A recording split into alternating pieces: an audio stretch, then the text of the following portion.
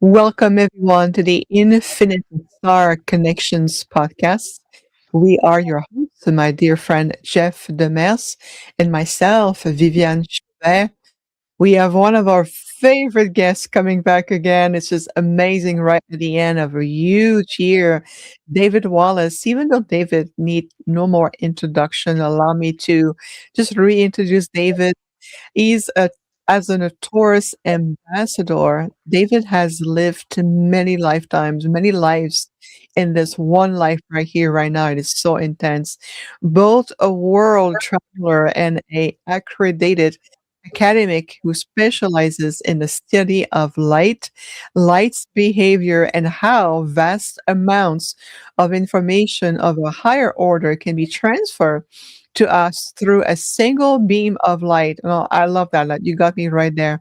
David believes he has always been a good person, and still, on January 7th, 2017, he was introduced to KYMJYM, a leading galactic ambassador from the Aldebaran Star system, to work directly with humankind through human rather than world leaders. And that's something that they share with us, the Octurian. David's transformative meeting with Kim Jim, culminating in a trip to the terraformed planet Brokali in Taurus, has manifested in a completed new path in his life. And David is a polyglot, extraordinarily complex and highly intelligent. And after meeting with the Galactic Council of Sciences, where he delivered a dissertation on Earth's current condition and control mechanism, David Wallace, the Taurus Ambassador, has come back to share with us his incredible experiences. He's currently finishing his novel entitled Sedine, which will be released at the beginning of the next year. And David knows that everything will be well in the future, and that the future of humanity and its relationship with all life forms will be full of hope and compassion. And we do agree, we concur with many other very sentient, very intelligent, enlightened intergalactic groups. David, a warm welcome to you. Thank you so much. It's always such a pleasure and an honor to be here with both of you. Hi, Jeff. Uh, How are you? Hey, I got those pictures ready whenever you're ready. Oh, fantastic. Well, we may as well go ahead and start with those. Let's start with uh, I think it's called The Annunciation by Carlo Crivelli. It's the Venetian neoclassical painting. If you could pop that up really quick, because what I wanted to show was sort of earlier medieval representations, and then there's another one from the mid to late 17th century. Um, I don't see the picture, but I'm sure you're going to get it up. Yeah, me find the right button to share it. You're yeah, good. because you expel yourself from the studio, Jeff. So just make Oh, sure I you hit stay the with wrong us. button. Damn it. Here we go. Okay. It's good. So we'll just wait until a picture comes up, and you can put them in any order that you want, really. But Crivelli's work is so clear and so crisp and so colorful. And I know that a lot of you that see the picture when it's eventually up, maybe it won't come up. And I just recommend you look up. Here we go. Oh, okay. Now you can leave this one up. This is by Ert the Gelder, and this was painted around 1769, and it's called The Baptism of Christ by Ert the Gelder. And what you see is Christ being surrounded by a holy figure. What the church would want people to believe is an angel or a messenger of God, or perhaps John glowing with godly power. But right up above, we see a disc with the beams of light coming down. And this is a really wonderful way to show people influence from our heavenly visitors and our friends from other star families. how they've been working with humanity for many hundreds and hundreds of years, and many thousands of years. But because of our nature and our egos, we like to rewrite history and control the facts and control history. And artists such as Crivelli or Art the Gelder surreptitiously would sneak in the facts. And here we have obviously an interstellar conveyance uh, shining a bright holy light on the situation, communicating.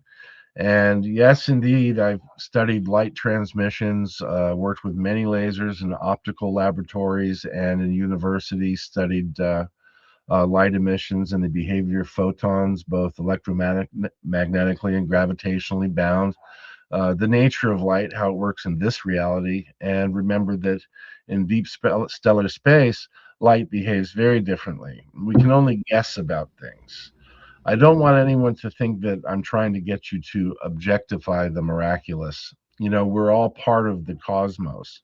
But if your imagination can teach you something about light, then that's probably just as reliable as flying in a spaceship to the other side of the galaxy to look at how light behaves over there. Because I guarantee it, light does not behave out in deep stellar space the same way that it does on Earth. By the time it reaches Earth, it's been coordinated, controlled, gravitationally and electromagnetically bound to behave a specific way once it gets into our solar system. So naturally, physicists and astronomers guarantee that light's behavior is going to be this or that. But when you get into deep stellar space, light is a miracle beyond belief. It behaves according to the influences around it, not necessarily by its own nature. So when I started working with KYMJYM on my return, one of the technologies they shared with me was CLPT and CLPF, and those are my acronyms. It's called continuous light pulse transmissions and continuous light pulse frequencies. They're able to compress millions and millions of small pieces of information into a single beam of light and encode it. So when you're viewing a ship from, let's say, over a mountain range, it could be 50 miles away or 500 miles away, but you distinctly realize that the ship is blinking at you, you're being encoded and you're at that point downloading a message from them. You see, the human brain is very ancient and it is hardwired to receive types of information that your conscious body and your conscious persona is not aware of. You receive vibrations from the sun and from plants. Even the colors that you choose to use in your house almost act like a radio beacon, and they send off different vibrations throughout the whole planet and the universe, just the very colors in your home. And you resonate with them, and you resonate and you channel those vibrations because human beings are very powerful. So Eric the Gelder has very cleverly shown these beams of light coming down. See if you can go to the other picture, the neoclassical Venetian painting by Carlo Crivelli. So in a lot of ways, these artists are showing you that the beam of light is there we go. And you don't have to zoom into that just yet. If you look into the portion of the painting on the left upper part, it's the sky, but then there is a yellow golden ship and it's shining an extremely direct, yeah, shining a beam right through that building into that woman's head. And now on the outside is Saint Aridaeus, and he's the saint of earthquakes, protection from earthquakes. He's consorting with the angel. But here you can clearly see another moment where an artist has snuck in the facts. These are, we have been communicated with by them, and when it is not physical, they can heal you with light. They can communicate with you to let you know everything will be okay. And it only takes a mere second. And sometimes you don't even need to look at that light. It can just penetrate you, and it has a photaic resonant frequency, which will penetrate into your body, into your soul, and you can receive messages that way as well. It depends on the type of empathic or intellectual you are. It depends on the type of spiritual person, how you receive or choose to receive that information. But the light is open to all of us. And when we go to see a outdoor starry night, and then you might see something that you think is an interstellar conveyance, have a good close look and send a thought to them, because not only do they see you, but they also hear you in your simplest thought forms. And we're all part of the same family. There's just sort of a different hierarchy of evolution. Um, and then there was one more picture that I would like to see, and it's the beautiful Egyptian bas relief. And if you look at many of the bas relief of ancient Egypt from the 13th, 14th, 15th dynasty, that's it. And Napoleon changed the name and wrote down all the names of all the pharaohs the way he chose to. Wallace Budge came in and he wrote his Egyptian version. And I'm hesitant to say that this is Osiris, or if it's Akhenaten. Uh, and I'm not really sure who it is anymore, because I just wasn't there. But we're obviously looking at a very important deity, and I have to throw out everything that I learned reading from books that were produced in the 18th, 19th, and 20th centuries about ancient Egypt. We just don't know. You have to intuit it. You have to let your heart and your psyche and your past lives come forward to teach you things about the past, because we're certainly not going to get that from modern mainstream academia or from the British Museum of Natural History. You're not going to get the truth. But here, the Aten disk, the sun disk, Ra, is what? Shining down, and these beautiful rays of light are coming down. It looks like perhaps Akhenaten is holding up two Baghdad batteries, or two sort of, I wouldn't say that they're votive offerings, because that's just a bit too plaintive. They're receiving some sort of energy from the sun. But in the same respect, those are CLPT and CLPF, and it doesn't necessarily have to be the sun. It could have been a giant orbicular ship that was coming down to ancient Egypt to mete out rules or give directions or to give out assistance. But once again, you can go back 3, 4, 5,000 years, and once again, you can see these divine beams of light coming down. And the Egyptians, the artist that did this, was thoughtful enough to show them as a gentle hand touching the heads of all of those underneath the beams of light, because that's directed to your head. And that's where obviously your main functionality and mode of understanding is. The seventh chakra in your crown is just above your brain. So I just thought that that would be a nice reminder to show folks. And if you want to go ahead and get rid of the pictures, that's great. But so what I do is I study light and the way it behaves. I know that there's a certain amount of things that I can expect light to do here in this earthbound environment. I There's know a a lot of. color that I had of the same Oh thing. yeah, yeah, that's very pretty. That's a modern painting Yeah. that somebody did, but yeah, it's very pretty, and it's a sort of reflection of sort of the same aspect, isn't it? It's these hands reaching out at the ends of the beams of light to touch everybody and to sort of wake them up. I have my own philosophy about Egypt. I have a feeling that it was obviously a very, very ancient civilization that was established through help with our star families. They had their own reasons for developing Egypt and Atlantis and Mesoamerica and all the other ancient sites. But when they left en masse and they disappeared after showing us how to activate the earth ley lines, how to activate the temples to keep the energy from Gaia flowing correctly in the balance of the local universe. When they left, it was their caretakers who then turned themselves into pharaohs and then cracked the whip and started running the show after that.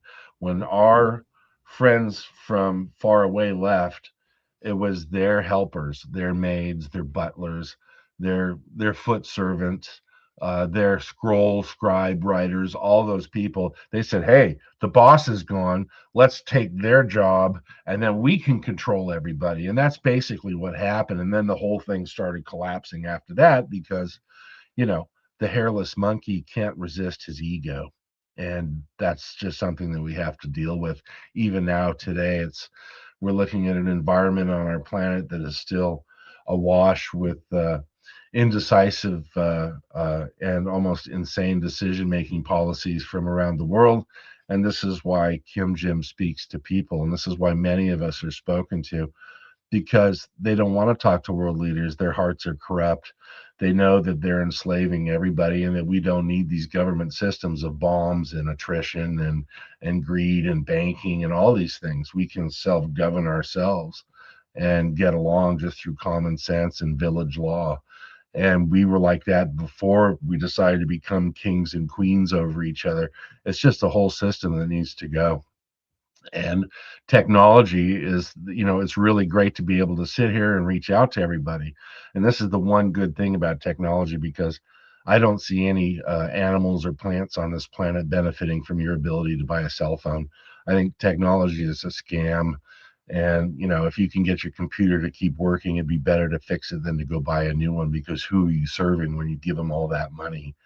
And there's a whole lot of bad karma that goes with, cobalt gathering and all the iridium and all the stuff that they need, and the huge battles that are ensuing between these warring nations about, power and material wealth. And really, it's our Mother Earth who's suffering. So, slow down and consider the effect of your own, person and how you affect the environment around you by your own sense of being, your needs and your wants. And that's why so many of us talk about being of service to others. And it isn't just other people, it's animals, it's the sky, it's the right of the clouds to not be sprayed, it's the right of the ocean to be pure, it's the right of the rock to be left undisturbed in the riverbed. Everything has a right to exist. So when you think about being in service to others, it's nice that you're taking care of your elderly neighbor, but remember the birds and the little animals and the insects and the ladybugs and the things that you don't consider to be sentient. All life is interconnected into a very beautiful expose of existence. And that's the gift. And this is the gift that I was given, was the divine light. Through their CLPT, they directly shone light into my eyes, and with it came thousands and thousands of pieces of information which detailed what we know about physics today here on Earth and how physics changes in deep stellar space. I've gone round and round in circles with academics and scientists, and I'm just not belonging to their club anymore. I just am not going to do it. Let me tell you something interesting about gravity. When you're in deep, deep space, and this is, on your way to Andromeda, let's say you're halfway between the Milky Way to Andromeda because you're going to go visit your friends who live there. Gravity changes in between the two galaxies. All right. They have a geosynchronous relationship within the universe, but the gravity changes. And we think like a neutrino, which is a collapsed star, only travels this way. It falls because it's so heavy. Like a neutron star, 1 teaspoon of a neutron star is equal to 10 trillion tons. So the density of a neutrino, it just keeps falling and falling and falling. Well, gravity and time are so different the further away you get from Earth that neutrinos can go like this. They can go like that, and then maybe reverse. You see, but everything we know about science today is what KYMJYM explained to me as terrestrial physics. And you'll never know until you go. So he said, guess all you like. And yes, you've done a very good job of explaining how a photon goes from your sun and strikes a rock on your planet. it's a moot point, and there's no need to spend billions of dollars studying on that. There's no need to spend billions of dollars to decide how large the universe is. Spend that money on shepherding your hearts, feeding children, saving your planet, and defrocking all these false gods, all these world leaders. This is why they don't talk to them. This is why they talk to normal people. So it's such a pleasure to sit and talk about a little of that relationship, and the thoughts that are constantly on my mind, which make me a better person, and a much better person than I was, even though I was, a good dad and tried to be a good husband and all that other stuff. It really changed once I was taken away.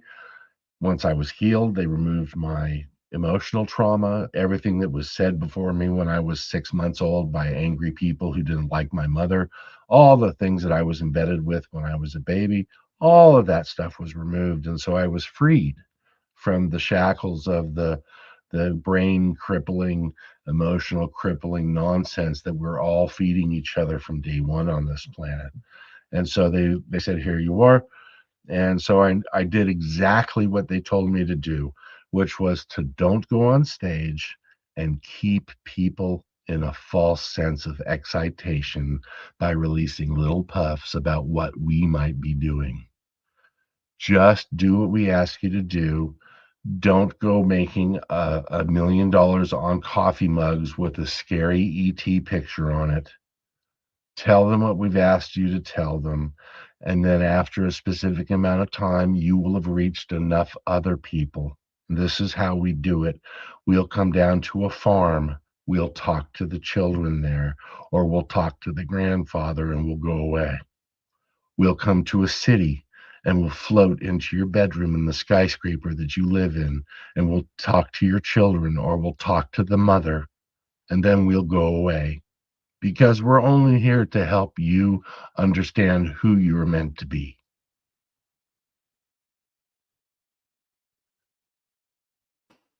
100%, 100%. If David, everything you shared and with consistency based on your own even first-hand life experiences with Kimji, with also the beings, the sentient beings from Taurus, the alliances of scientists, you can tell that it's very much in sync with what the Octarian, the true Octarians, not the one who's been depicted on the internet and the toned down version of the intelligent interstellar beings. But if you look at those what I call the enlightened evolve of the heart being of service beings, we all converge towards very, very similar messages.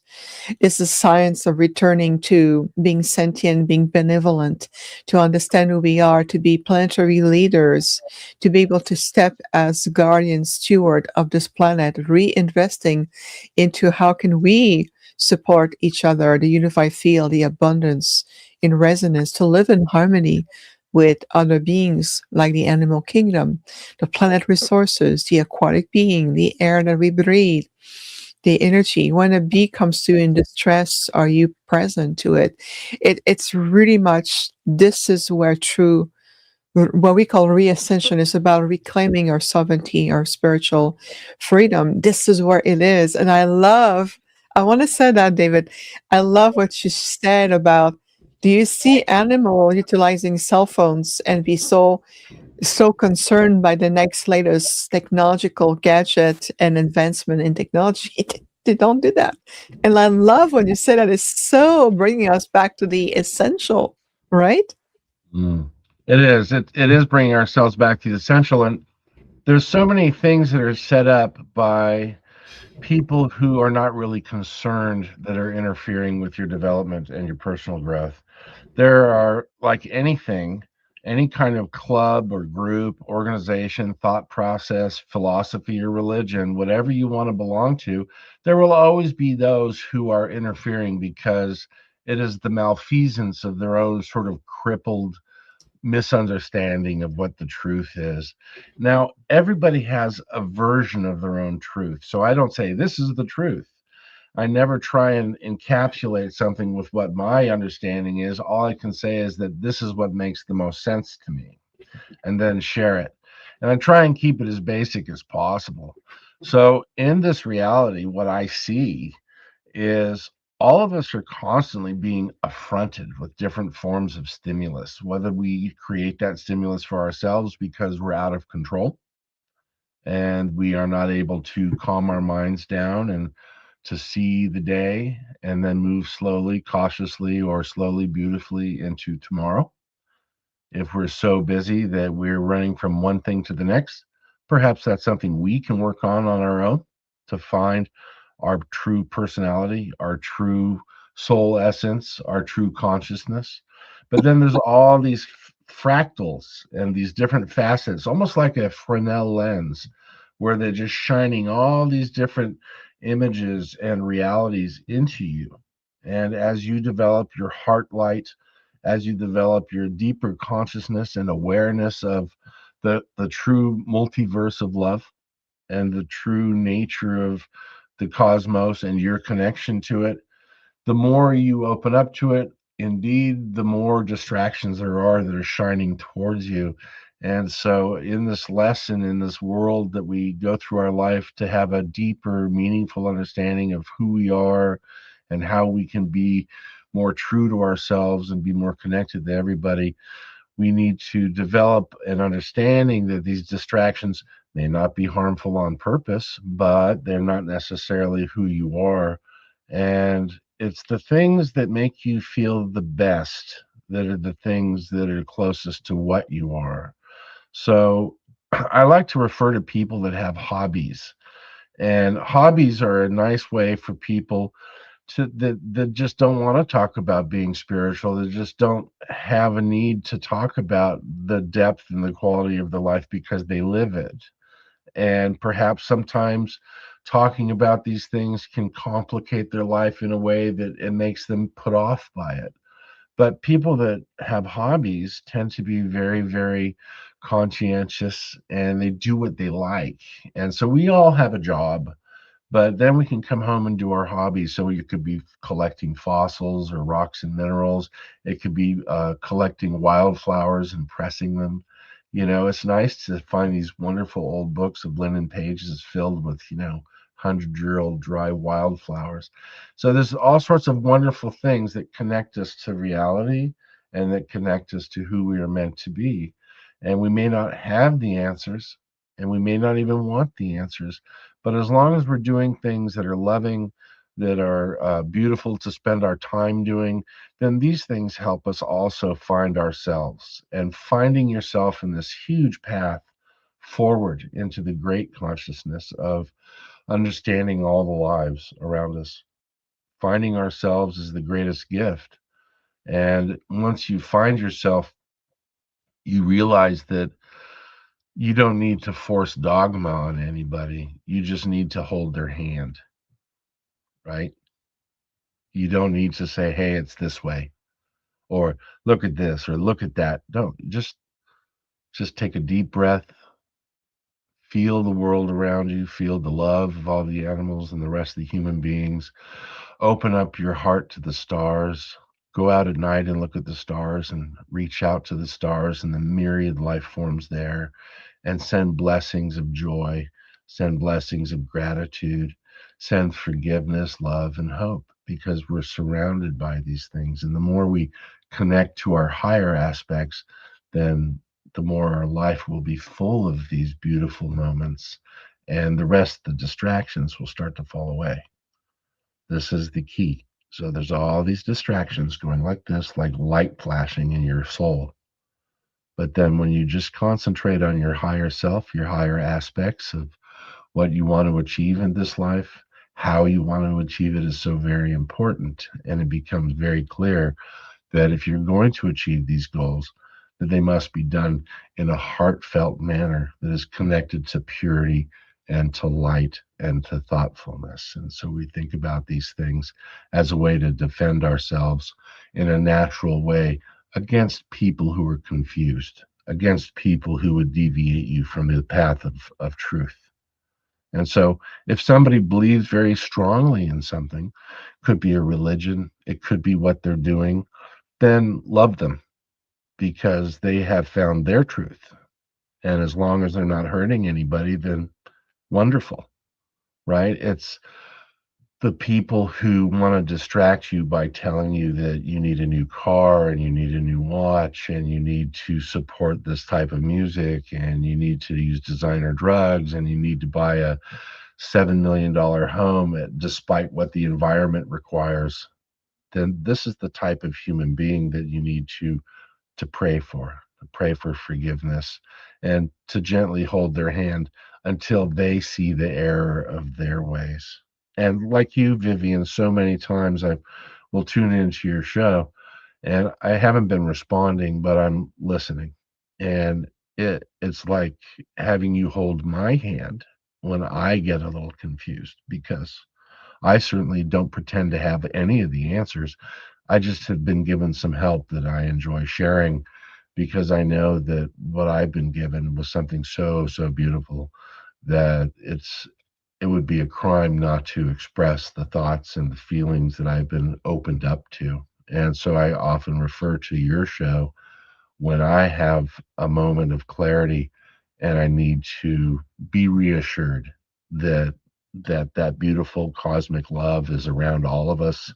It's around the entire world. It's our friends in Greece. It's our friends in Germany, our friends in Belgium. And speaking of which, I just want to say hi to Baz in Greece, and I want to say hello to Soraya in Belgium. She's lovely. So just sort of reach out to some of the people who I know are tuning into your broadcast today. You certainly have a global network of beautiful human hearts. And so I'd like to say welcome and we love you to all of you. It's such an honor to be here and to share in a world of love and share in a world of universal unity and support for one another. Wonderful. And so it is. Absolutely. Hmm. No, I still got that one picture. Oh, do you want to put it up? Yeah, if I don't get dumped again. It happens a lot when you're on. Well, the underlying theme that KYMJYM helped me finally believe. So I'm very careful about how I spend my mental energy because if I concentrate on something, it'll happen. And so I have to be very, very careful about my thoughts and where I direct them. And so he taught me the true value and the nature of thoughts or things, that when you think something, it becomes a physical thing. There we go. Okay. So in contact and in CLPF and CLPT, you're not given all of the information right away. They don't tell you everything right away because you would go bananas. You would you just go bananas. It's like, can you imagine being 40 years old and then being given 30 years of public education all in 5 seconds? That you just couldn't handle it. You just like, what? Where'd that come from? And you go bananas.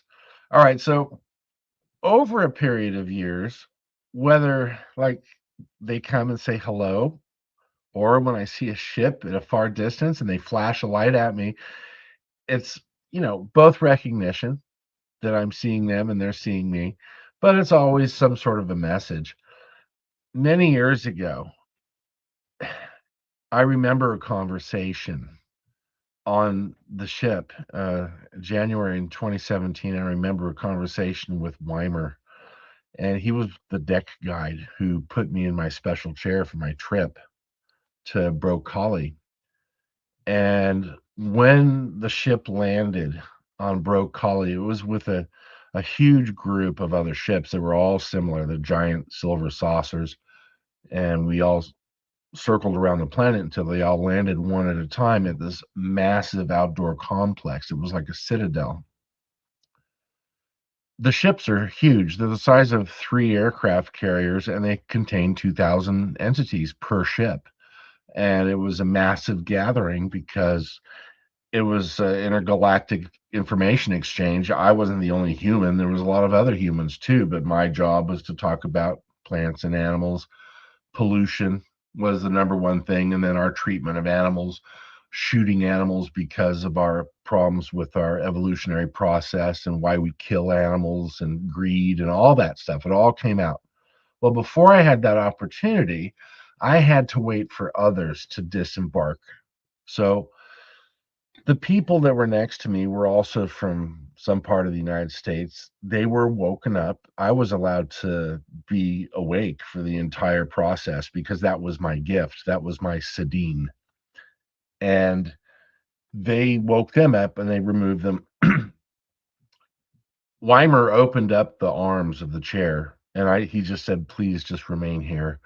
And then he came back to finally get me. And this is 45 minutes of sitting looking out this big crystal window at the planet that we had landed on. And on our way out, their parents for the children that were on that ship were collecting their children. And these are, just like us, only they look like their parents. They're just tinier versions of the whatever species from another world. And they were in a playroom, like a creche, and it was full of toys. And they were what we would call STEM toys, but STEM toys on a much higher level. And so Weimer said, would you like to see what our children play with? And I said, oh, yes.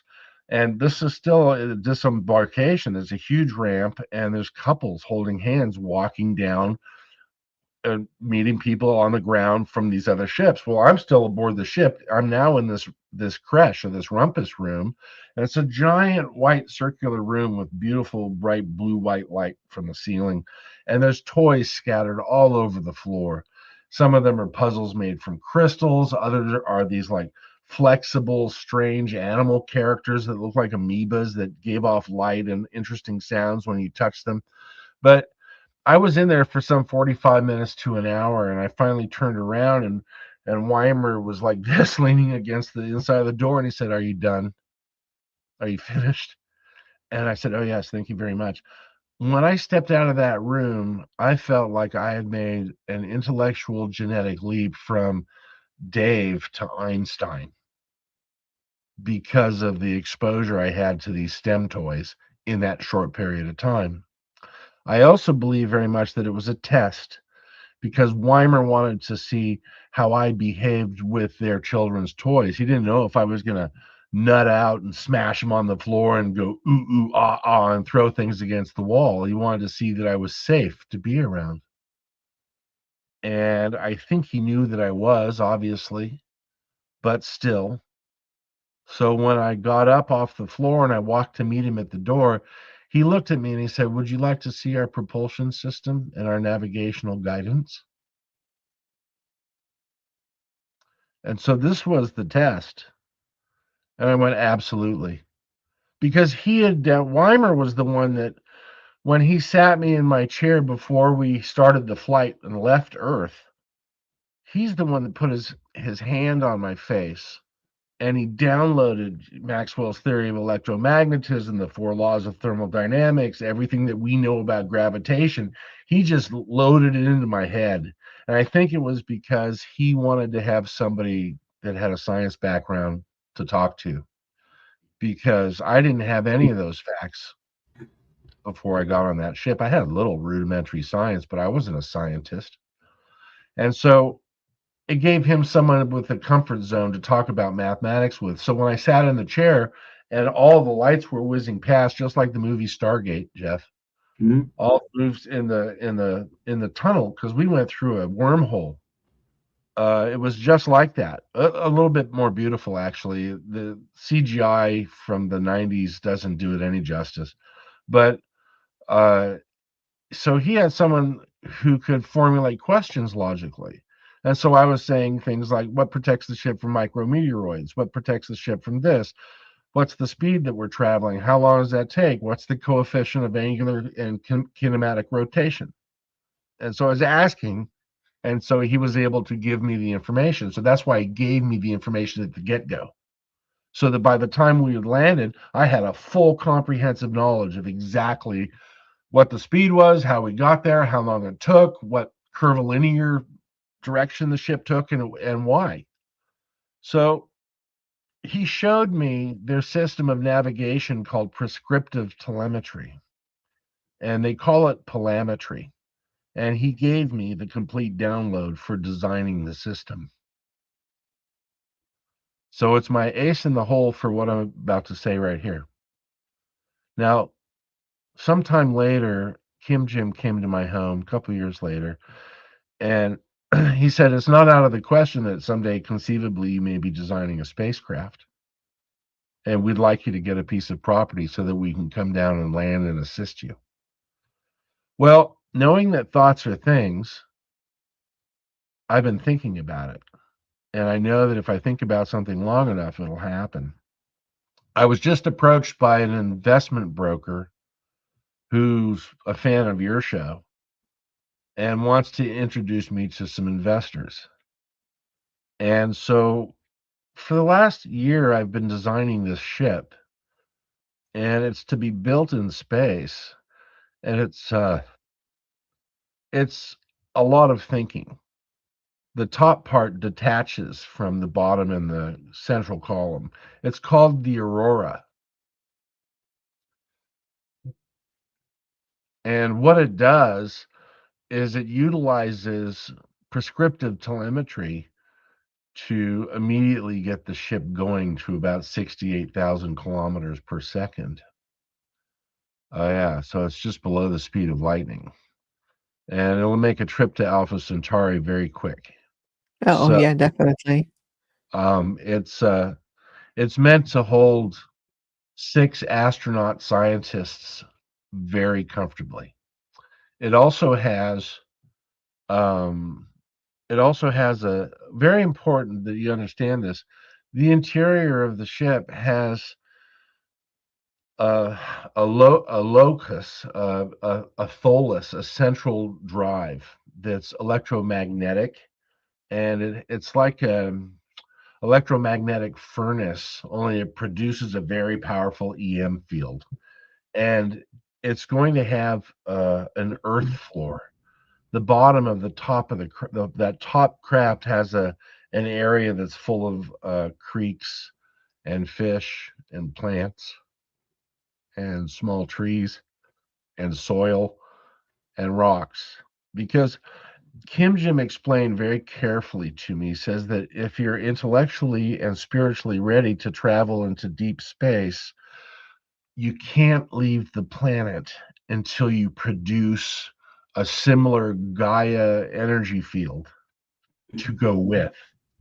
He says you'll have a coronary if you think you're going to go one Earth's distance from the moon, because you're no longer connected to the Earth. You were developed on this planet. You need to take the planet with you in order to keep you grounded, to keep your heart beating, to keep your electromagnetic stasis in the proper flow.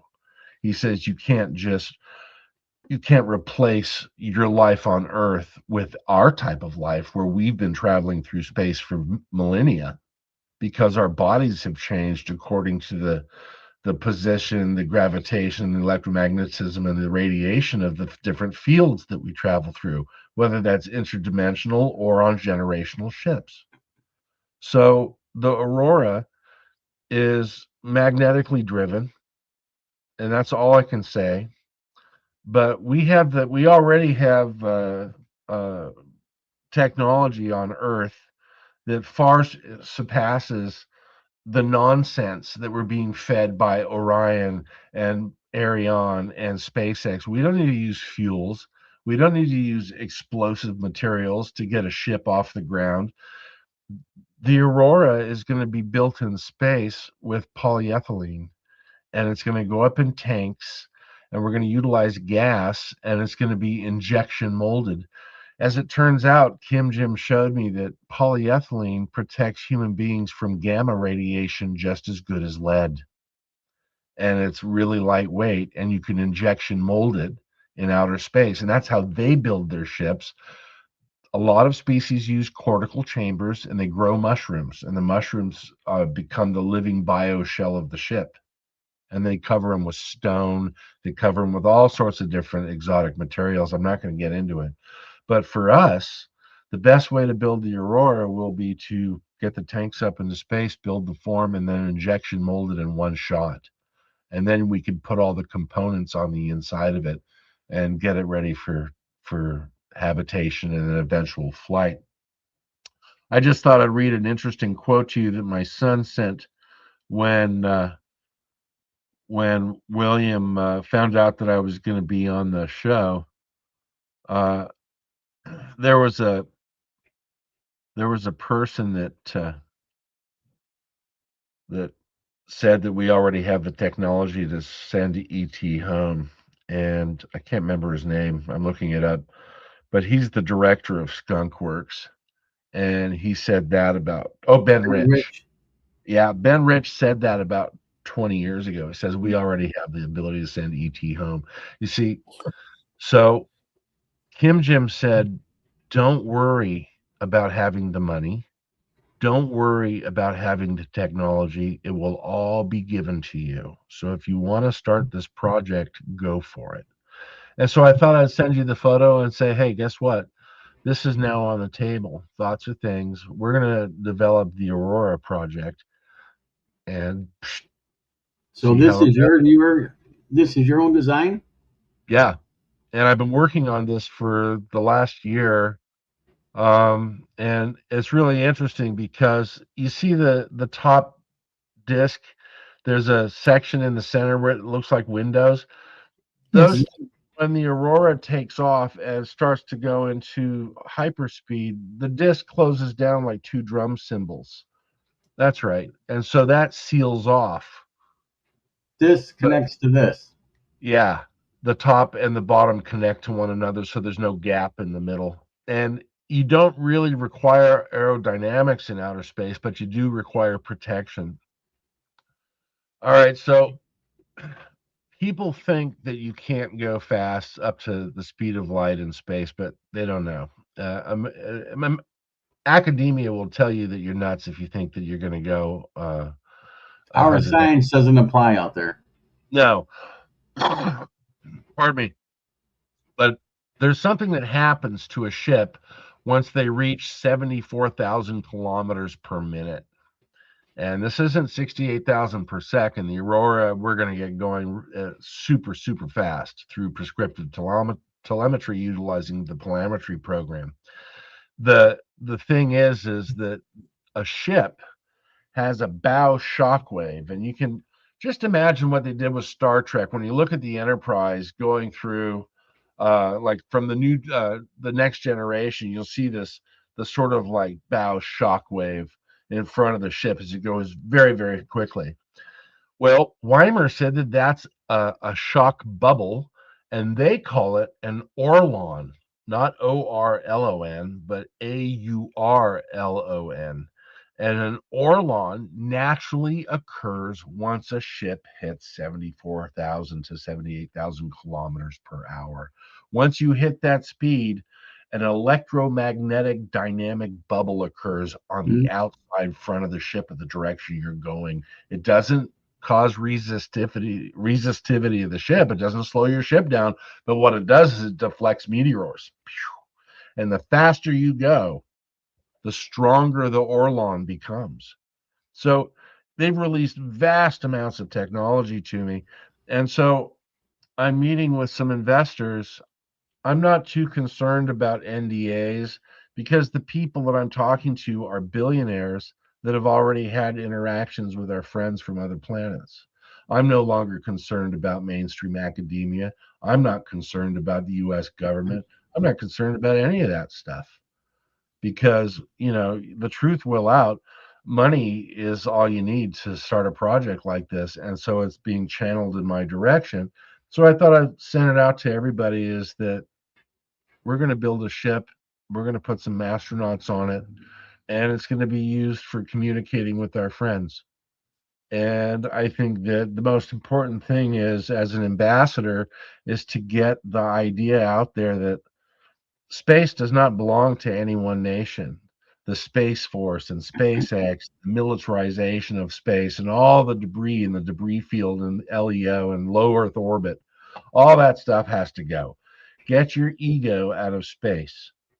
Get all your nonsense, your garbage and your military and all that stuff out of space. Just, but we have to have an idea based on love and communication.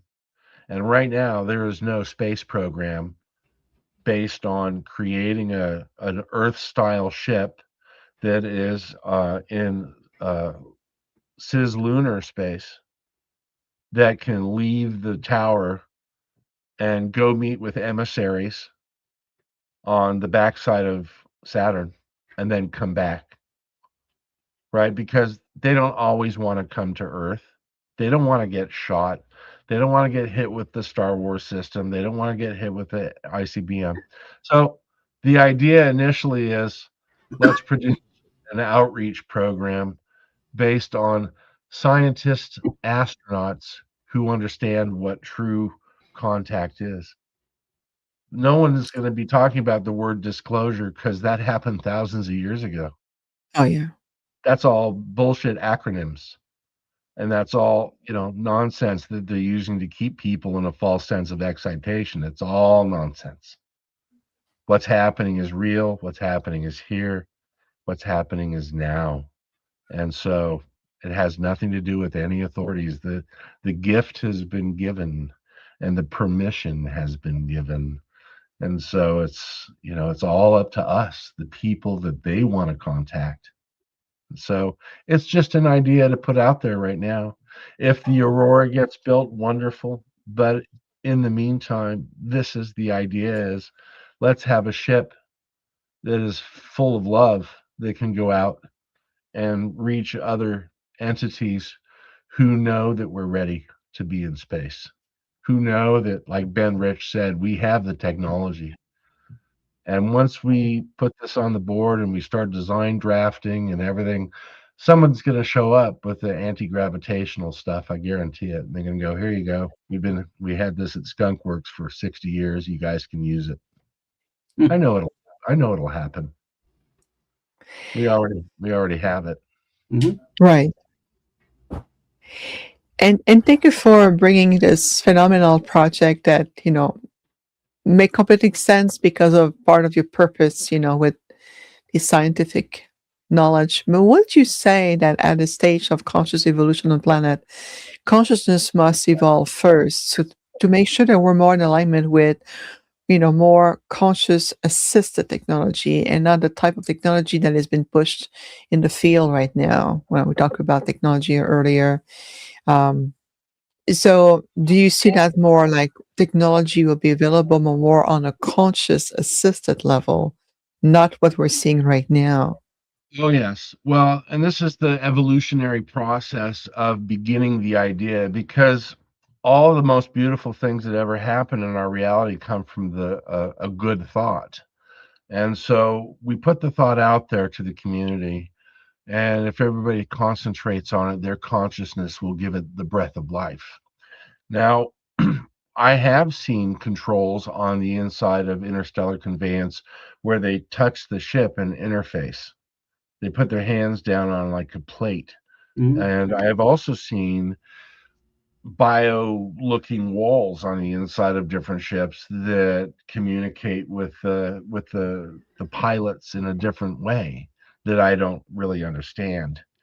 So the conscious technology that I envision is something where the ship is going to be attuned to specific frequencies, which are life affirming harmonics. So there won't be any hertz generation from any device that's negative to the growth of life.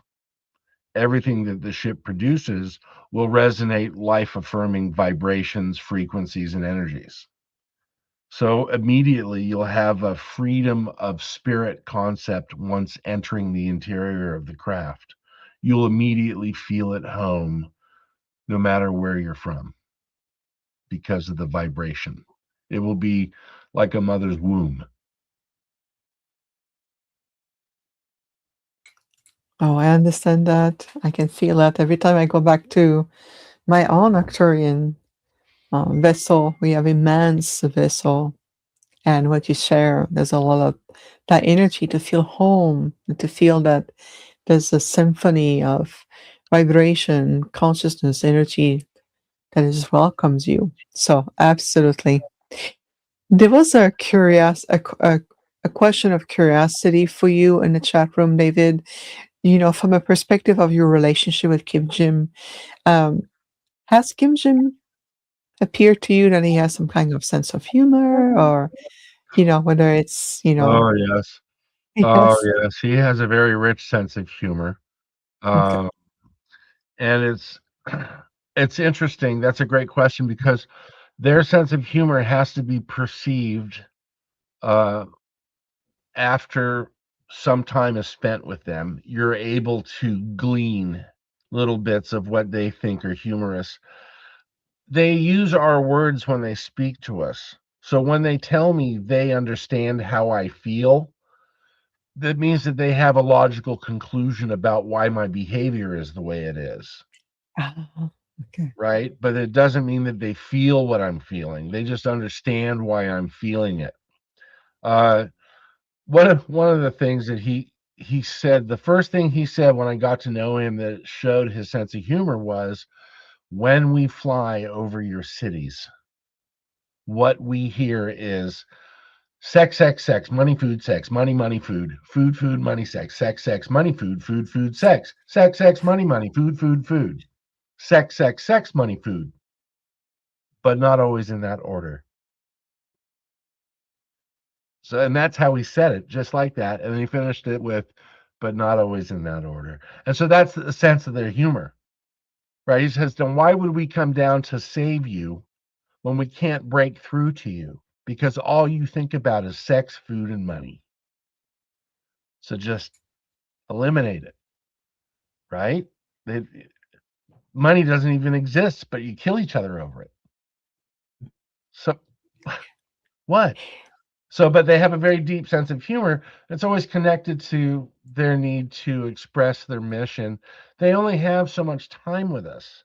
I've been given an opportunity where he comes back every 2 years to visit. So, and that's always a revelation because I'm given the opportunity to stay or go. And, they do take you away forever. If that you want to go, it's time to go, they'll take you. And he came by 2 years ago and released me of my obligations. He said, "You did a great job. You produced that document for the Air Force. You did all this other stuff, and you didn't get on stage, get paid $5,000 a visit at the contact in the desert, and bullshit everybody." And that's his sense of humor because he'll use my language despite what it means. And he says, "You did it all without bullshitting anybody, and so we release you." And so the Sedine, the book I'm writing, in their language, Sedine means highest, greatest gift. Oh, So when you sort of meet somebody like that, you kind of hope that they'll never go away, but they do. And so there's a deep sense of longing, like you know, like love that penetrates us on a very deep level. So when they show up, it reawakens the most wonderful feelings. And so when they said, "We release you from your obligation," you did exactly what we asked you to do. You've already reached over 1,000,000 people through the 100,000 people that you reached out to. And they shared your story, and others shared your story. And this is how people find the truth. We release it through you, through your friends, through Jeff, through Vivian, through all the people we know who had contact that are legitimate. And he says, "We don't, this is how we've been doing it for millennia. It's always been done this way. And that's with the caveat that remember that everything will be fine.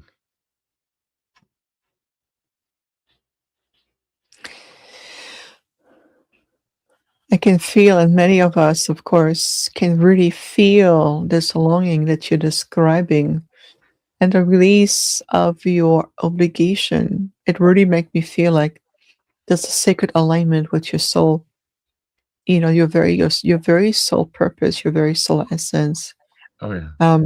Would you say, as a result of this, David, that your relationship, whether it's with Kim Jim and also even that beautiful sentient delegation, have shifted in a new direction, and you taking on a new horizon maybe?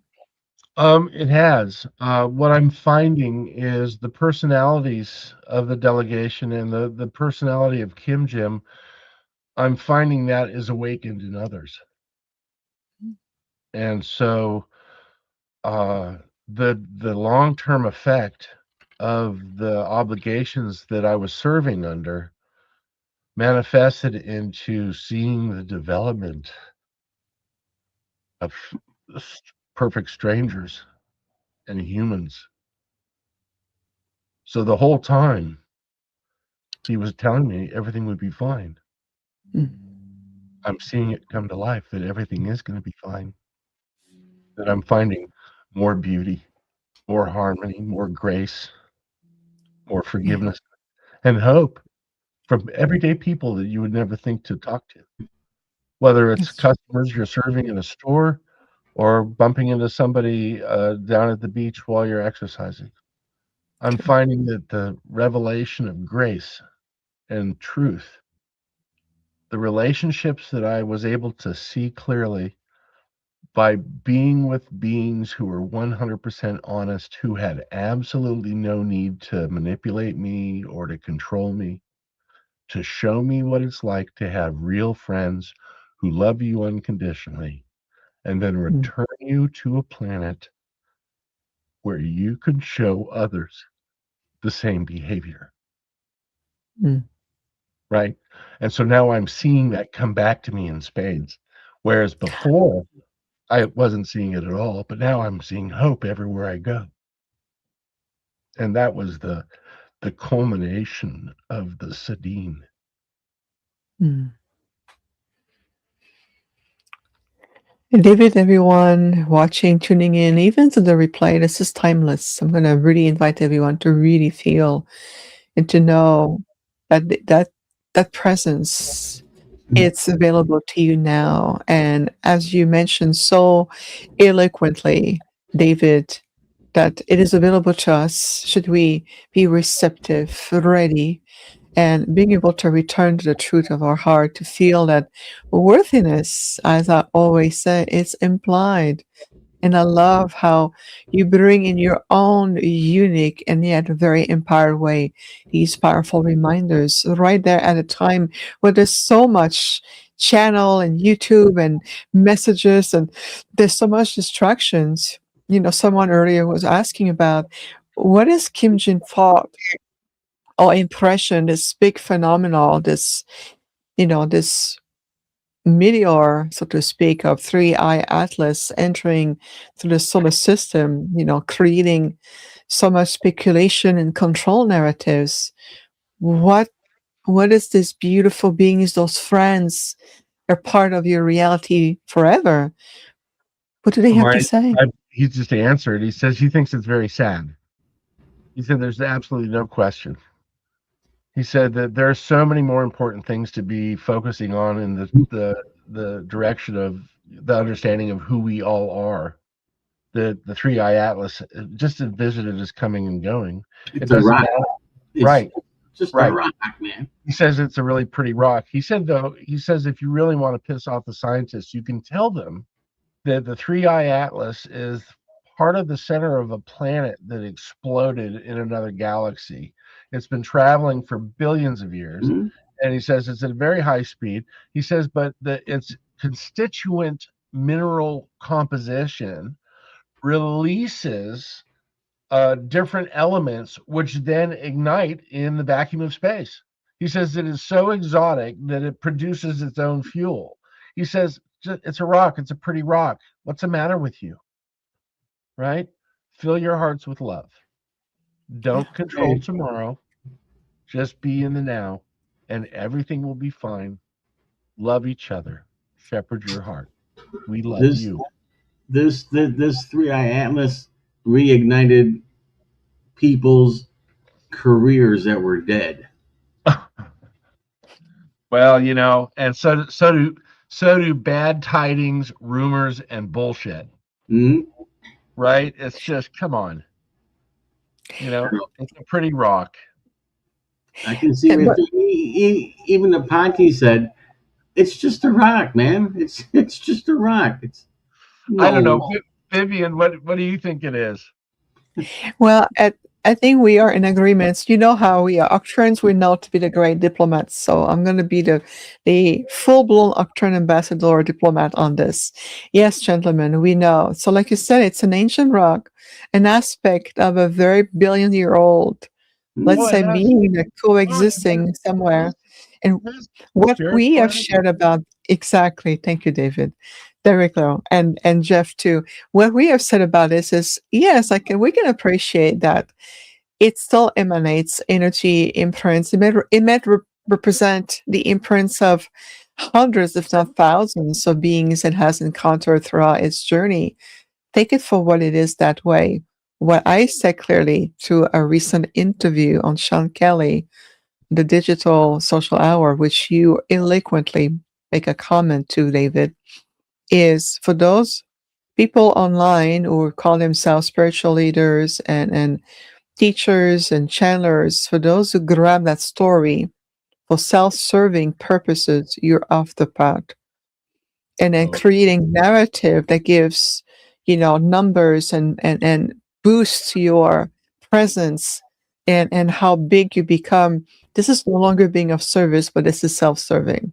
right. And I think we can agree with that. Right. Yeah, it's absolutely correct. That's why I don't have my own, David says thing going on. I'm just delighted to Neither. see you, and I'm delighted to see Jeff, and I'm delighted to be with everyone in the community today. It's been a real honor, and it's been a treasure, and every chance that we have to be together to express love and to be honest with each other, it's such a great gift. And I wish everybody the merriest Christmas and to have a wonderful, wonderful time for the rest of the month of December. And what January of 2026 brings in will be wonderful, fabulous things, I'm sure. And I can't wait to hear about your adventures for the new year, Vivian. I'm sure you'll be bringing in a special guest pretty soon that you'll want to share these things with and let us all know what the next big thing is because it's such a delight to watch you and to listen to you. So, Well, then, thank you so much, David, for saying that. I know Jeff and I are preparing for launching season 7 in January.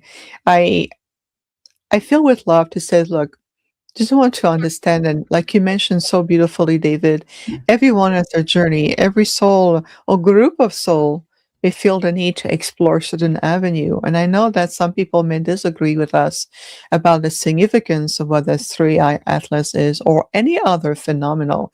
And that's okay. We respect you. We're holding you with the highest light. We're holding you with respect and love. That disagreement just allow yourself that we are in different maybe resonance field for the time being. The point being is that to be truly of service, like the beautiful beings, the sentient being from the Taurus constellation or the Aldebaran system, those you've been interacting with, those you will continue because they're your friends. You are an extension of each other. It's recognizing that we are an extension of each other. Even the sentient beings, the interstellar ones, or the celestial one, or the elemental, the consciousness of a planet like Gaia as a consciousness, one another here on this episode. This is no longer about can we maintaining this mental agreement, but rather than the exchange that we offer.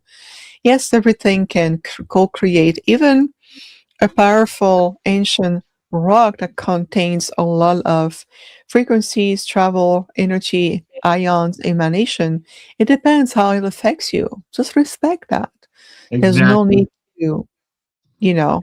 And the thing is that if you believe that beautiful ancient energy as a being in the form of a rock bring pure love frequency, but more power to you.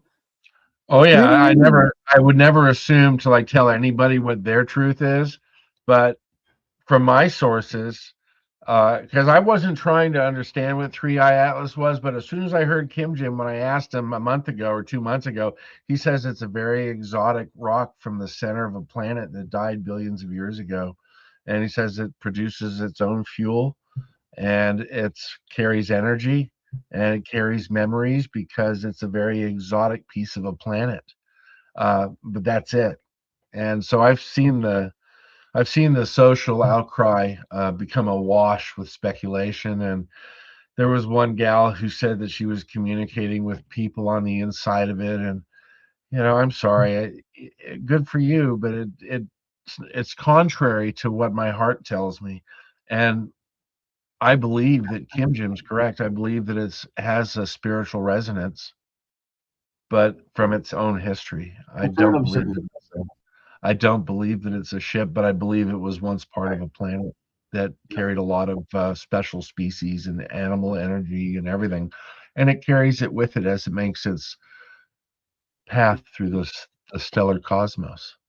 And it's a beautiful thing to be a part of, to see its passing and to be Mm, reminded of the different possibilities for all of us in the future. mm. So perhaps we too will become an interstellar navigator viewed by another primitive species. You never know. We always said that the Earth human beings, the capacity for being empathic, being compassion to love, to be really tuning in to many form of intelligence may lead the way and teach others as you continue to evolve and returning to this more unified truth rather than fragmented fractal of truth that just overshadow the earth. It's like having too many meteor over the earth. What do we do? It's just Right. there's too much fragmentation. We need to return into that unification and redirect our focal point. Where are you every day? Where are you invested? What are you really shifting? Where are you bringing your light, your true power? You're an ancient being yourself. Imagine turning into that knowledge. You talk about the Gaia energy field, how we travel with it, a deeper consciousness, connecting with the multiverse. We want to make contact. This is the sacred science of the higher intelligence of the heart. Let's remember what truly being a hurt human means. What is the essence of humanity? Let's retrieve that first. And then we can bring and sit with a large delegation of sentient, advanced, enlightened beings, and we can bring all of our consciousness together. And this is what we're here for. This is what your journey, David, whether it's the construction of that ship that will allow that connection, whether it's to sharing your first hand and life experience, how it changed you, how it reshaped you even as a human being, and how we are coming in to relearn to live in that energy. There's too much distractions. We need to tune to release that, the entanglement of stories and speculation and the sensational of the next one. This is not what we're here for. So thank you for the reminders. Of course. Thank you for having me. It was a pleasure to see both of you again, and I bid all of you a beautiful day. And to your community, I thank you very much. I send all of you my love. Tomorrow is a beautiful day. Just let it unfold it naturally. And may your lives all be full of peace and understanding. Before you go, David, I know that your book is coming out and we can bring you back to celebrate the book launch. Some people have been catching it also in the chat room about, did you have a new channel or something that you mentioned? Funny. Yeah, I'm working on a channel that I've actually been pulled away from because of the aurora, but it was I put the aurora forward as a thought, and then it started manifesting into a reality. So that's as soon as I start thinking of stuff, it happens. I want to have the book out at least by the beginning of March. And Mhm. the site that they're looking for is called Quantum Hypertext on YouTube. And it's going to be filled with mathematics that they use and Mm, that they use to enlighten me, which I will be sharing with everybody through Quantum Hypertext. And I apologize to my friends from my other channel. I just haven't had the time to do it because the Aurora has gobbled up a lot of my speculative professional time. And I hope it happens because the people I'm talking to are real. And the person that's putting the investors in front of me is very real. And mm, they don't like militaries, they don't like SpaceX, and they don't like Blue Origin. And they want to do something that's a lot more meaningful. So mm, thoughts are things. If you guys want to give your positive thoughts towards the Aurora project, that would be great. And of course, as things progress, I'll let you know. And then you could perhaps drop a line with your fellow members and let them know how the Aurora is coming along. There's a lot of licensing involved, and my accountant has told us that the complete cost for the project is just to get it licensed and codified and trademarked and certified. There's so many boards to license it with. We're looking at about $2.5 million. And he said then there's the after the legal fees, you're swimming in between about 670 million to $1 billion in between, the construction, because we're going to keep it very simple. You don't need to have a lot of the stuff that we use in a ship. Is that Uh, going to be constructed on Earth and then sent to space, or done in space? Everything's done in space, Right. and it completely mitigates any environmental effect on the planet. And nothing that is going to be used is going to be left in space. Everything is going to be carefully thought out so that it's incorporated into the ship. So we'll see how the Aurora project unfolds and how things go on the moon. And I would ask everybody to keep an eye on the moon for 2026 for a special message, and also to see the developments of world countries and what kind of attention is being spent on the moon this next year. And I'd like everyone to direct their focus and send greetings to our friends from the Galactic Council of Scientists, and to send love to the moon, and to send compassion. And remember that it doesn't belong to anybody, it belongs to all of us. So let's keep an eye out for happenings. Well, And Artemis is supposed to happen next year. yeah, there's a lot. Yeah. There's a lot. I know you know about it. Yeah. I know because they talk to each other and then they tell us. yes. They do talk to each other. So we need to wrap up with this because you're leaving a kind of a cliffhanger here. Oh, Eleanor is asking, what really is the moon? We heard so much over the years. It's a space station. It's a hologram. It's what is the moon exactly? The moon is a type of glass, and it's powderized on the outside. It's more like a type of obsidian, and it's like a shell. It's Hmm. hollow on the inside, So far, you're and right. yeah, and it's being used by many different civilizations, and sometimes it's shut down and they reactivate it when they have to. And I know Jeff understands that. It's going to be a mystery for now, but it won't be long, everybody, before there's some new revelations about our solar system, and it won't be long before world governments sort of hang their heads in shame. There's a big truth coming out for everybody, and it's all part of our awakening to a higher self and a higher order of love and awareness of who we are. That's all I have to say. Well, that's to be continued then. That's pretty much to be continued. David, always a pleasure. Definitely when your book is out, we really want to hear about that and other project. Aurora, the evolution of the solar system, I think we're at that point. as a species that rediscovering the solar system. Uh, And I think understanding the solar system in its true aspect will open up the doorway to galaxies, multiverses, and understanding profound aspect of who we are and who we are for one another. Thank Absolutely. you, my friends. Thank you so much, David. We're going to be back. We have one more episode before we're going to wrapping season 6 next Sunday for beautiful December 21st, the winter solstice. We have a winter solstice special episode in mind for you. We're going to have multiple guests coming in, sharing some blessings, wisdom, love, coming in, sharing, coming out, and we're going to rotate into a very untraditional way to celebrate the winter solstice. It's on Sunday, December 21st, 11 a.m. Mountain, 1 p.m. Easter time. We'll make all the announcement. But for today, let's just embrace our beautiful David and all of his beautiful sentient friends.